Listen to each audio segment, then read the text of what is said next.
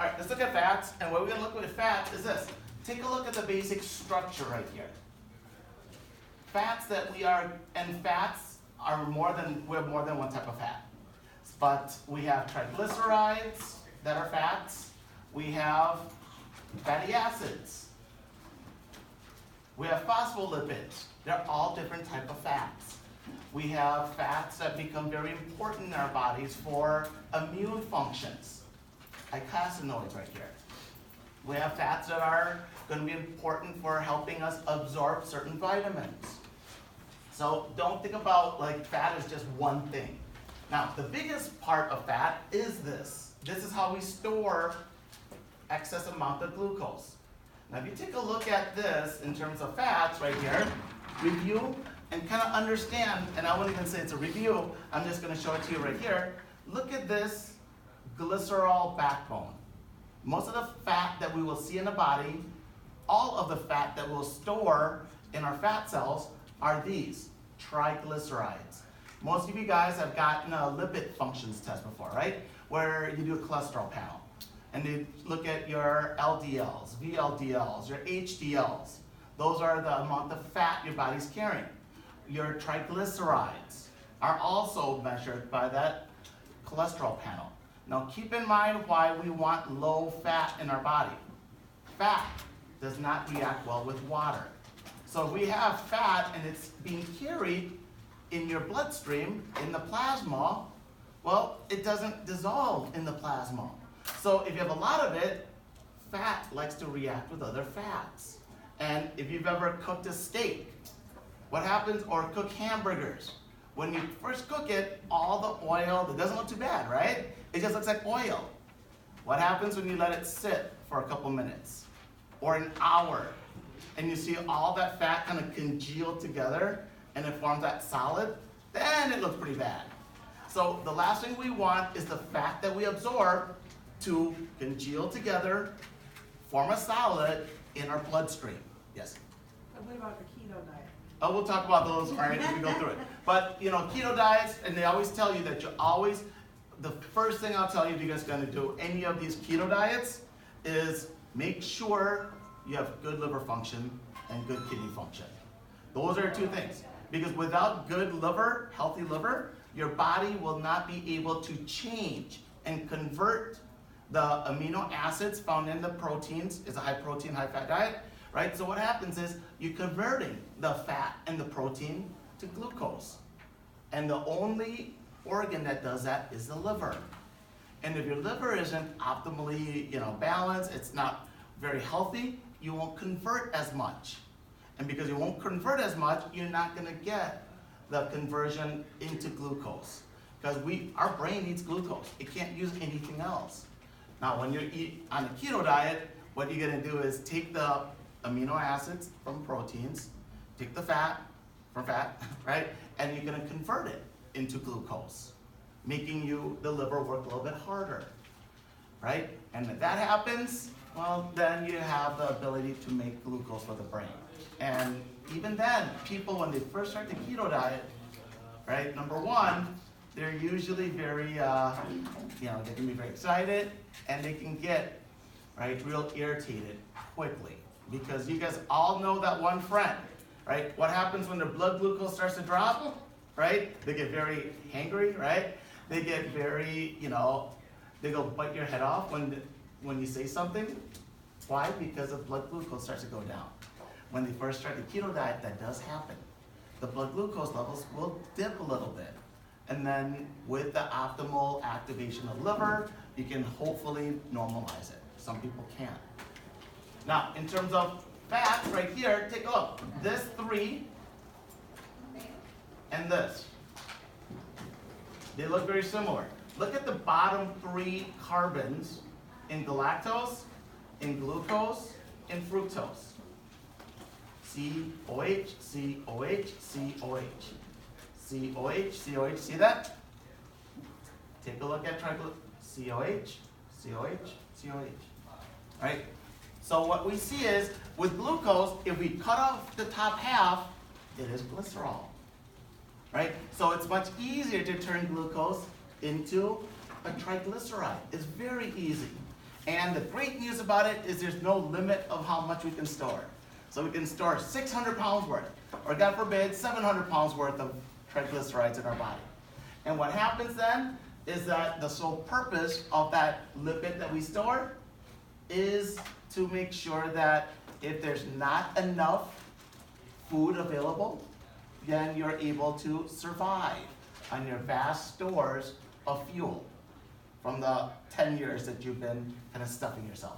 Right? Now, keep in mind as well this, right? Our bodies, as we evolved, if you think about it, as we evolved, we didn't always have a McDonald's and a Burger King and a Taco Bell right next to each other, right? So what happens is it was very hard to get food.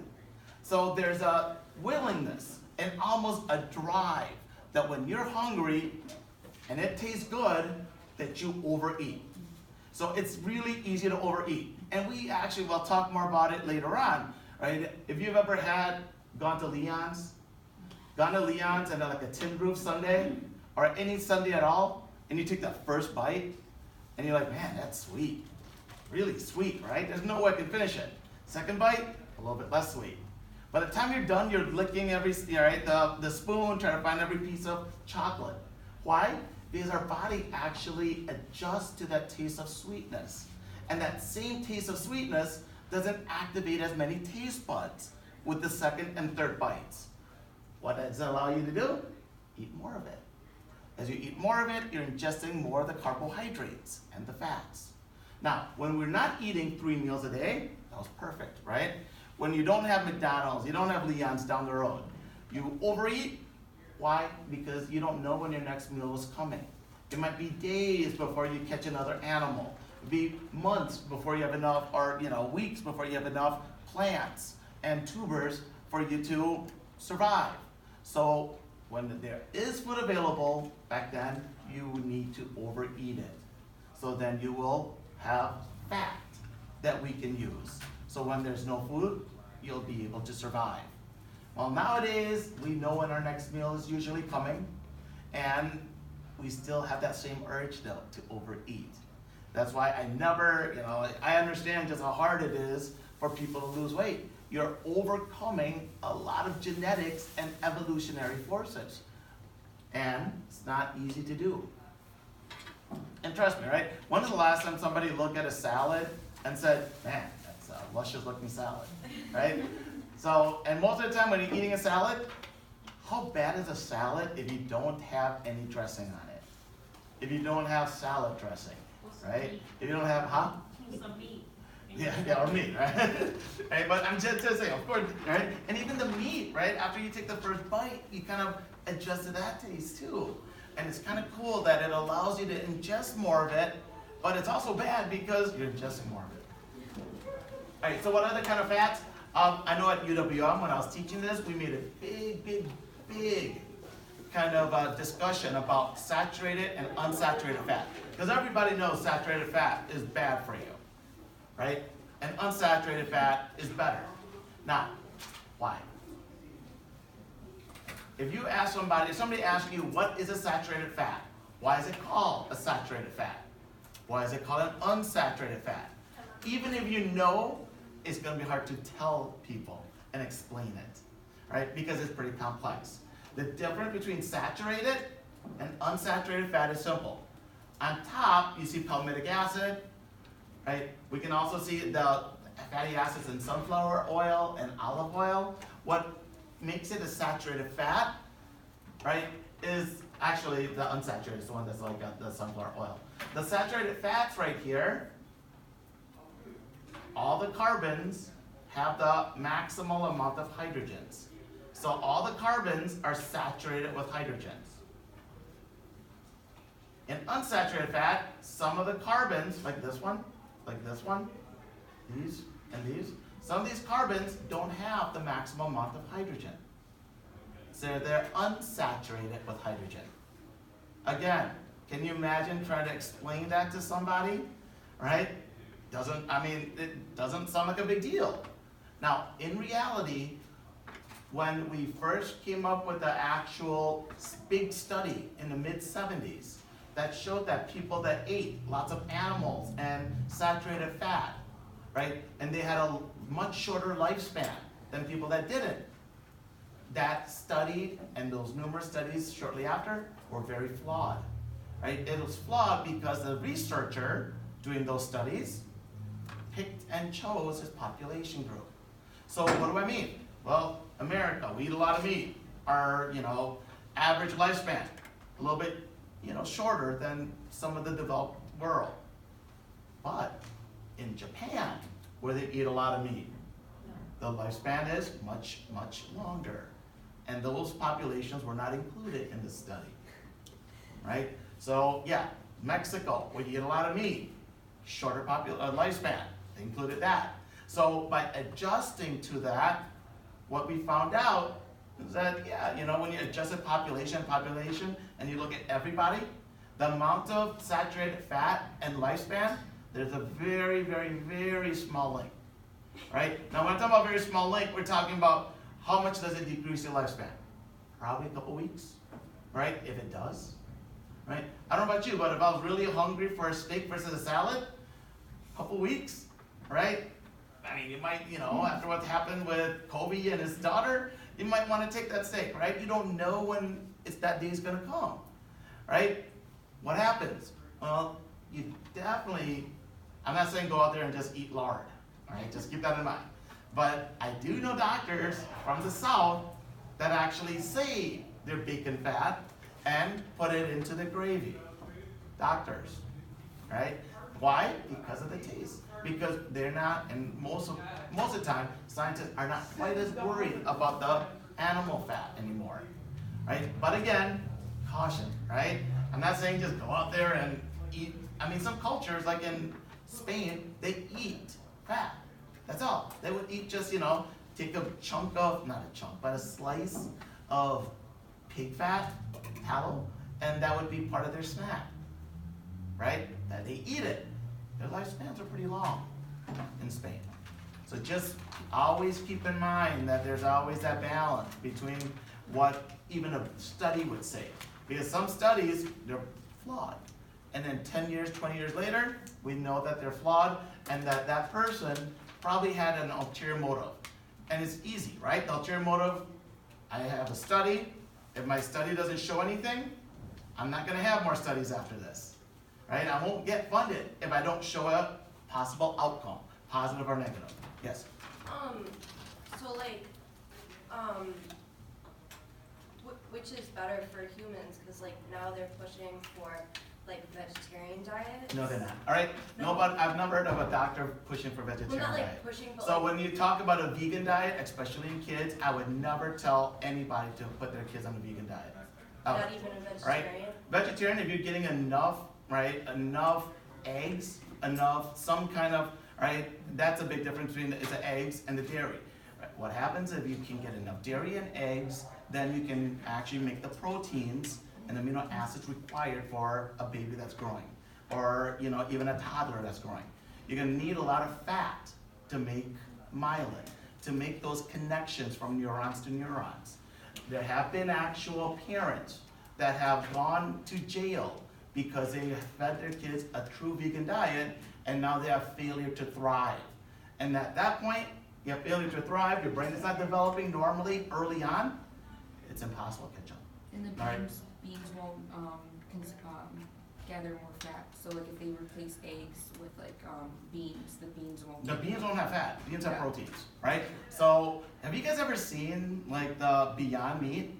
Yeah. Right? Have you guys, I want you to go, right, next time you go to Sendix, next time you go to Sentries, next time you go to Pick and Save, look at how much fat is in the Impossible meat.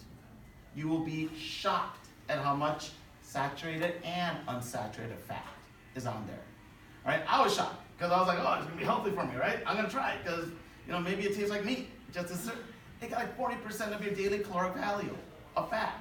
And it's supposed to be vegetarian, right? So you think it's supposed to be healthier. Some things aren't, right? And you need a balanced diet more than anything, and especially as kids. Yes? Does tofu and soy, does that help with the? That's all same thing. Tofu is made from soy. It's also a lot of protein. It's got some fat, but not enough, especially for kids. Right, let's go through, now trans fats are the worst, right? That's kind of modified fat. That would be one I tell you to kind of, kind of stay away from. But nowadays, it's so hard to find anything with trans fats. You guys are young, but do you guys remember when McDonald's used to have they use lard to fry their fries, right? And it was the best tasting fries. But they outlawed using those, cooking with saturated fats. So now you have vegetable oil used. And it doesn't have the same crispness, right? It's healthier for you, right? But it still doesn't have that same kind of taste to it. Again, right, I always say, balance. You are not gonna be able to kind of eat just a pure vegan diet without taking a lot of supplements. And we're talking about, they're showing it on the BBC. You would need to take it in bulk, right? The supplements, to get enough taurine, to get enough choline, right? Things that you don't get in vegetables, right? Now you're not just taking one little pill. We're talking about a bulk of it. Phospholipids is a type of fat. Now we're gonna talk about phospholipids also in chapter 3. Phospholipids form the boundary, the border, the plasma membrane of a cell. And again, why is it so important to have a boundary? Well, phospholipids are made out of fat. Fats like reacting with other fats, and that's it. So if you have fat and then you have a protein trying to get through or get out, well, guess what? It's not gonna go through that fatty layer. But other fats can, right? Other fats, gases, can go through this type of lipid right here. Now, phospholipids here, they're pretty special, and we'll talk about why probably next week. They're an important structural component of some membranes, right? They have a weird looking shape to it. Most fats just have this kind of round shape that's globular, right? The phospholipids have tails that stick out. Kind of weird. We'll talk about why that's important next week. Now, icosanoids also derive from fatty acids. Most of you are wondering why I'm talking about this kind of weird sounding thing. Icosanoids are going to be what causes us to have pain and inflammation when we damage our joints. When you kind of rip a muscle, it is going to be what triggers pain receptors. So if we can block formation of icosanoids, we can hopefully block that pain receptor from activating. That's exactly what aspirin tries to do. Aspirin tries to block the formation, right, of icosanoids. Icosanoids are a class of what I'd say immune chemicals, immune system chemicals, right? Now think about why we need those immune chemicals. You get a cut on your finger. Most of the time when you get a cut on your arm or on your finger, well, we know that you're not gonna get a cut from a sterilized scalpel, right? Whatever it cuts you will be kind of tainted. Even if it's a sharp knife, it's gonna have bacterium in it. So there's a chance you introduce an infection into the skin. Now, our skin and our body is very, very, very big. How do we get all our white blood cells to go to that site where you might have a small cut, right? Compared to the rest of the body, that little cut is found in one specific area on one arm. When we have the white blood cells, somehow have to get to that site, right? They don't have brains, they don't have ears or eyes. So how do we attract the white blood cells to that site of injury? We know we do, because if we didn't, we'd have an infection already. But we get attracted there. This is one of the ways of kind of, leaving some cookie crumbs, right? So then we can attract those white blood cells. So then they follow these proteins. And as they follow the proteins, they go to the site where there's injury. Thromboxane, leukotrienes, prostaglandins are different types of inflammatory type of chemicals or hormones. They create inflammation and pain. So aspirin will stop that formation. The problem with aspirin is if you take too much, you start to have bleeding issues. We'll talk about, probably next semester. Now, who's ever taken a vitamin D or vitamin E capsule? Hopefully you guys all have, because in Wisconsin, we're not getting enough sunlight. So depressing, isn't it? Most part, vitamin D can be produced by your body, but you need a couple of reactions for that to happen. And the first one is getting enough sunlight on your skin. Now, even if it's really bright right now, would you want to go out without a jacket or a long sleeve shirt? Not really. So your face would be probably the only thing that's not covered, right? Well, that's not enough body surface area for you to have a metabolic change, right? So to produce enough vitamin D. So all of us should hopefully take vitamin D, especially if you're female, right? Vitamin D allows you to absorb calcium. Without vitamin D, calcium absorption severely decreases, right?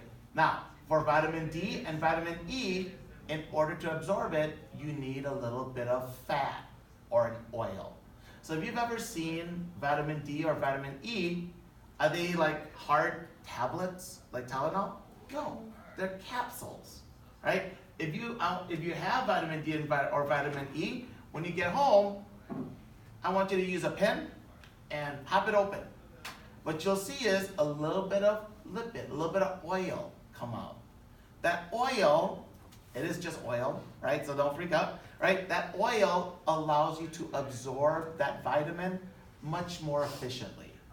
So without that oil, your DECA vitamins will go through your GI tract unabsorbed. There's a reason why they put vitamin D in whole milk, and they try to sell it as vitamin D fortified whole milk.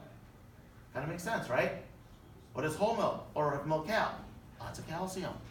You put vitamin D in it as well, now you have lots of calcium and lots of vitamin D, which allows you to absorb even more of the calcium. Perfect. Now I have seen vitamin D fortified skim milk. Doesn't help, right?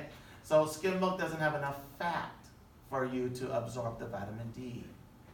So you don't absorb the vitamin D as much. You might still absorb some of the calcium, but not as much as you would with whole milk. But most people don't want to drink whole milk. It's kind of thick. Right? We call the ones that require fats to absorb our DECA vitamins. D, E, K, and A. Anybody's heard of vitamin K? Right? Vitamin K is incredibly important for blood clotting. So without vitamin K, you'll have prolonged blood clotting time or prothrombin time. So that's that's why I put it in here, because it's so important for blood clotting. Right. Now remember what I mentioned.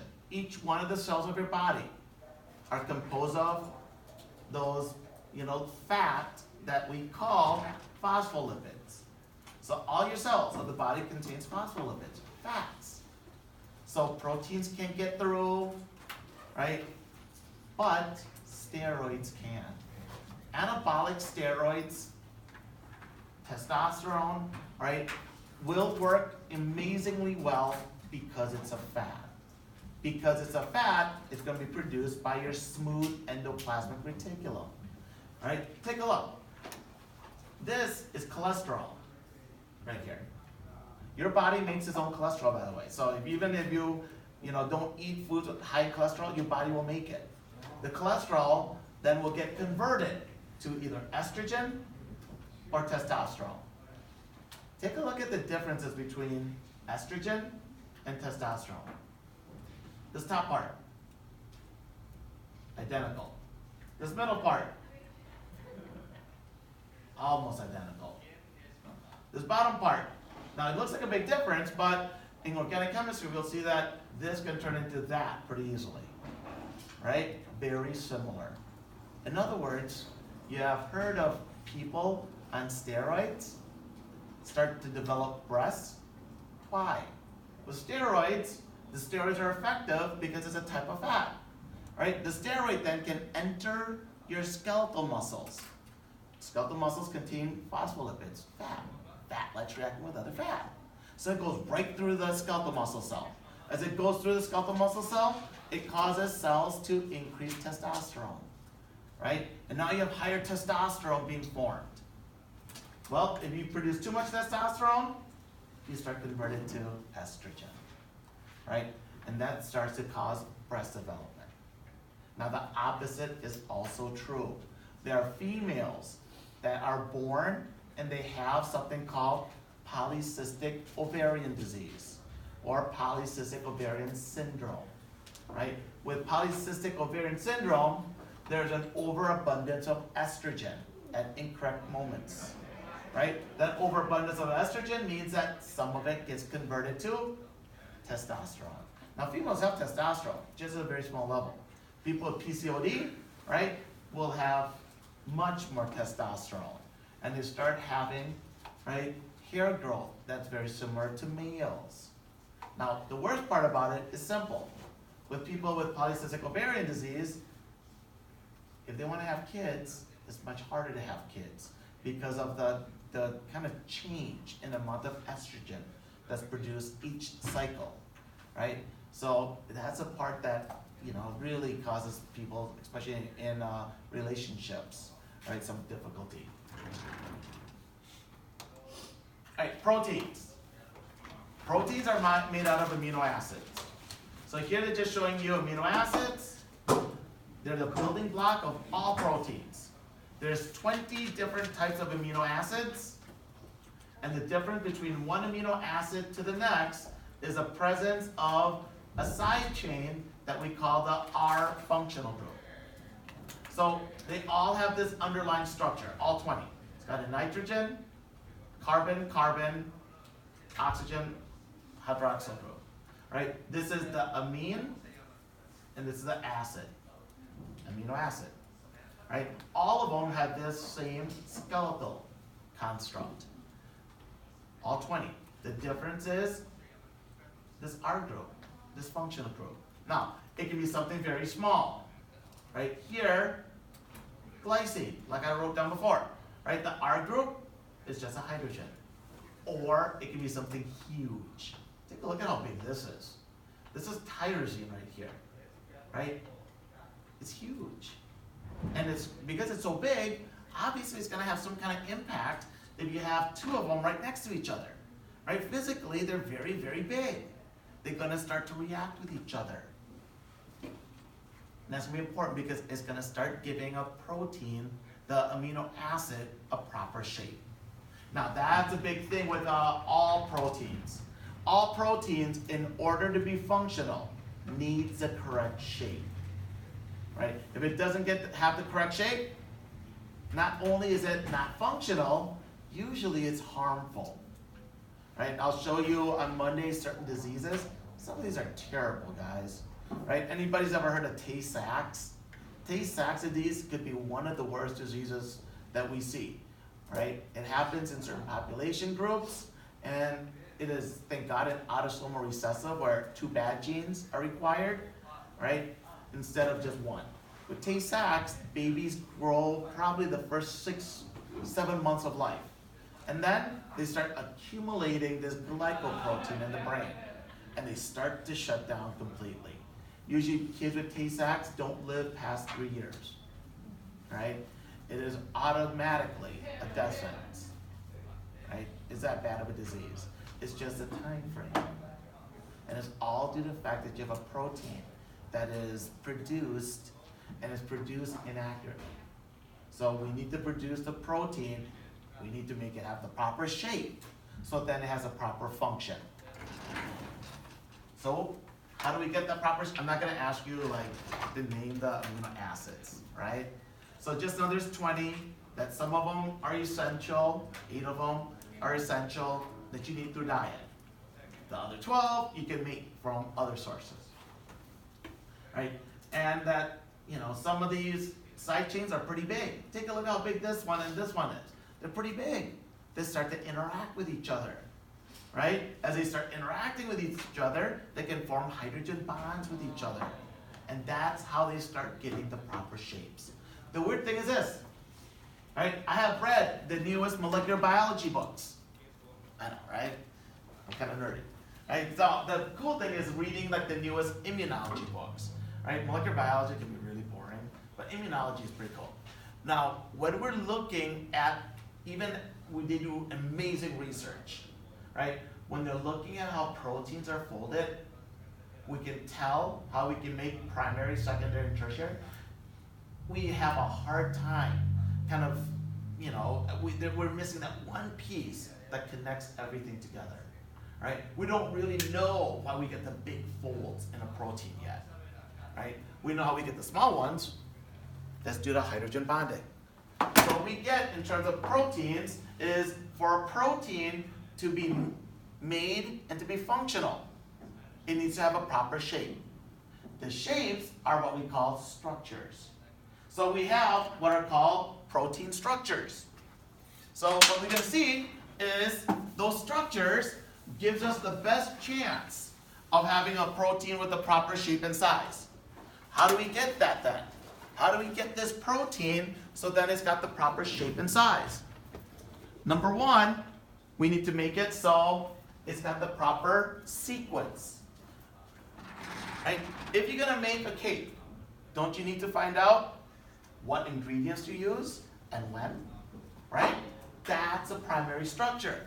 The primary structure of a protein tells us which ingredient to put first, which ingredient to put second. In other words, it tells us which amino acids goes where. We have 20 amino acids. They're all very different. Which amino acid goes into number one? Which amino acid goes to the second group? Which amino acid do we put in third? Some of these proteins can be 1,000 amino acids in length. Some of them can be 15, 20 amino acids in length. There's a lot of variability, in other words, depending on the protein. But what they all have in common is this. You need to know for each protein which amino acid goes where. Because if you get the ingredients wrong, you're not making what you think you're making. Right? Same thing here. If you get the amino acids in the wrong space, in the wrong spot, that completely changes your protein. You don't know then which protein you're going to make. So the primary structure is what we call,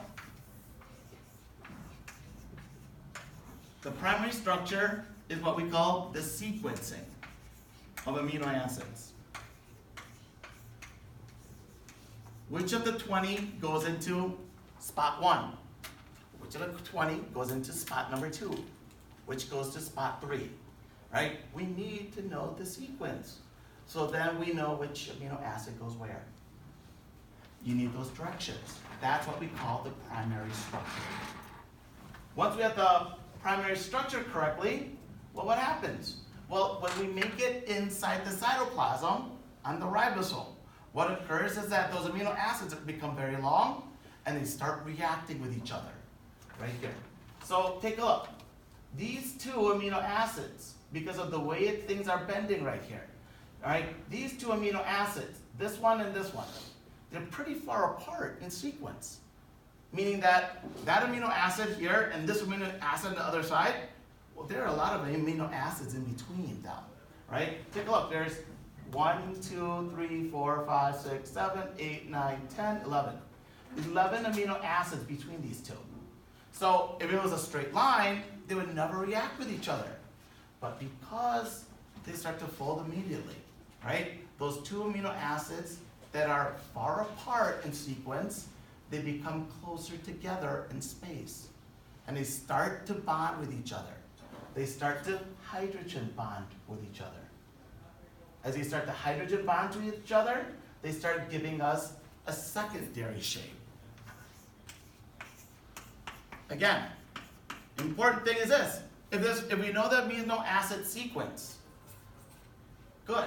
We still need to have other interactions for it to be folded properly. We can have the proper sequence, but if the folding is wrong, the protein is useless. You need to get the correct folds. One of the structures that helps us get the proper folds is a secondary structure.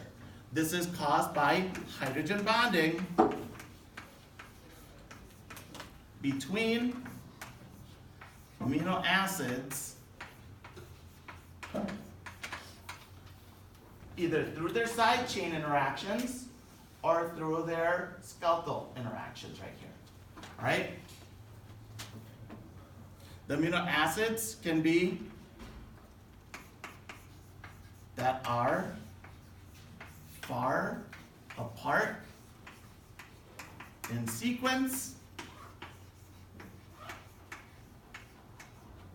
but close together in space. So it's all formed by hydrogen bonding. So here, these two are far apart. They start to undergo, but because far apart in sequence, but because of the fold already occurring here and the kink occurring here, they're going to be very close together in space. They start the hydrogen bond. Then these two start the hydrogen bond. Then these two start the hydrogen bond. Then you start forming what we call a accordion-like beta-pleated sheet appearance here, right? Like the kind of bends in an accordion. That's what we see here. So we're going to see in a long protein, certain parts of the amino acid chain will have folds like this because of hydrogen bond. Other parts will have alpha helical structure. So we either have two main structures here that are secondary. You have what's called a beta-pleated sheet. That's a horrible beta. Right? A beta pleated sheet, like an accordion. Or a single alpha helical structure. So in a large protein with very long chains of amino acids, you'll have areas of the body, areas of the protein that are beta-pleated sheets, and other areas that are not. They're going to have alpha helical. So let's take a look at that. I believe there's a picture here.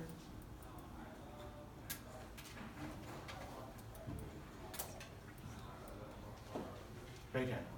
So this is hemoglobin right here. Right? Take a look at all these twirls that you see here. That's the alpha helical structure of this protein. Right? And then you see these are kind of move up and down. Right? That's the beta-pleated sheet. So what we see with the secondary structures is that they allow certain areas to come close together. Right? Give structure to specific localized regions of the amino acid chain. Now, after the secondary structure, we will see something called a tertiary structure. Sorry, try to get here.